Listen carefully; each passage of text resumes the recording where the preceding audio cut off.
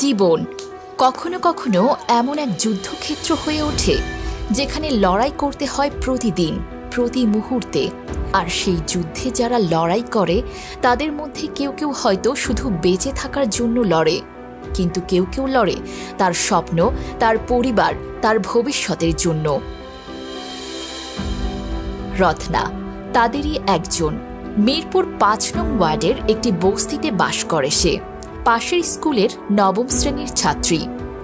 কিন্তু তার জীবনটা কোনো সাধারণ স্কুল ছাত্রীর জীবন নয়, কারণ তার কাঁধে চেপে বসেছে জীবনের কঠিন বাস্তবতা।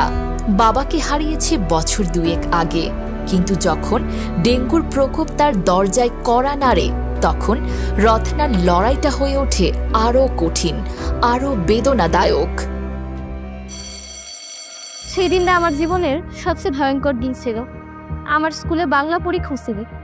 আমি প্রশ্নটা পাওয়ার পর না অনেক খুশি হয়েছিলাম। আমার সব প্রশ্ন কমন ছিল, কিন্তু আমি একটাও দিতে পারি নাই।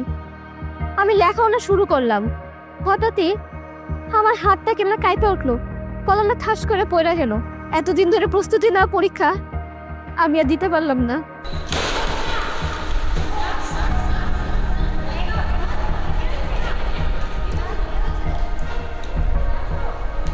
ডাক্তার দেখালাম, ডাক্তার কইল ডেঙ্গু হয়েছে।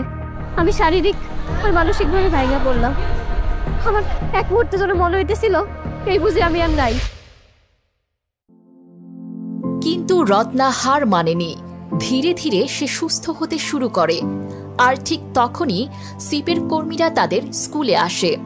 রত্নার মতো যারা ডেঙ্গুর ভুক্তভোগী, WHO এর কারিগরি সহায়তায় সিপ তাদের নিয়ে শুরু করে স্কুল ভিত্তিক সচেতনতা সেশন। ডেঙ্গু থেকে সুস্থ হওয়ার পর আমি সিপের স্কুল সেশনে যোগ দিই। সেখান থেকে আমি মেলা কিছু শিখলাম, অনেক কিছু জানলাম, যেমন মশা কোথায় ডিম পারে, মশার প্রজনন কেমনে ঠেকাতে হয়। এই জ্ঞান শুধু আমার জন্য না, আমার পরিবার, আমার বোন, আমার বন্ধু বান্ধব, আমাদের এলাকার সবার জন্য দরকার ছিল। ধন্যবাদ সিপ। কি খবর রত্না, কেমন আছো? ভালো আছি আপা, আপনি কেমন আছেন? এই তো ভালো আছি। তোমার কি এখন জ্বর কমেছে? আমি তার আপা মেলা সুস্থ। তোমার এলাকার মানুষ কি এখন আগের থেকে সচেতন না আগের মতোই আছে? এখন আপু তারা মেলা সচেতন। আমি আমার বন্ধুরা এলাকার সব পানি পরিষ্কার রাখি। আমরা এখন মেলা ভালো আছি। ডেঙ্গু জনজীবনকে করেছে বিপর্যস্ত, আর এই তরুণদের হাত ধরেই এই বিপর্যয় মোকাবেলা সম্ভব। ডেঙ্গু নির্মূলে এখন এই স্কুলের সবাই এখন আগের চেয়ে অনেক বেশি সচেতন। আগে যেখানে 10 জনও মশারি ব্যবহার করত না, এখন প্রায় সবাই করছে। ডেঙ্গু প্রতিরোধে সবার মাঝে এক নতুন উদ্যম।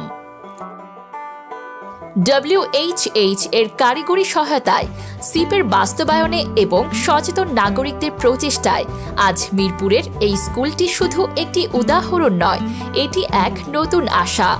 ভাবুন তো, এমন এক পৃথিবী যেখানে শিশুরা নিরাপদে খেলছে, কোথাও পানি জমে নেই, প্রতিটি স্কুল পরিষ্কার। এই স্বপ্নকে বাস্তবে রূপ দিতে আমাদের প্রয়োজন রত্নার মতো সাহসী কিশোরীদের, কারণ তারা আমাদের দেখিয়েছে সবার অংশগ্রহণ ও সচেতনতা কিভাবে একটি জনবসতির চিত্র সম্পূর্ণ বদলে দিতে পারে। ডেঙ্গু প্রতিরোধে সচেতন হন, জীবন বাঁচান।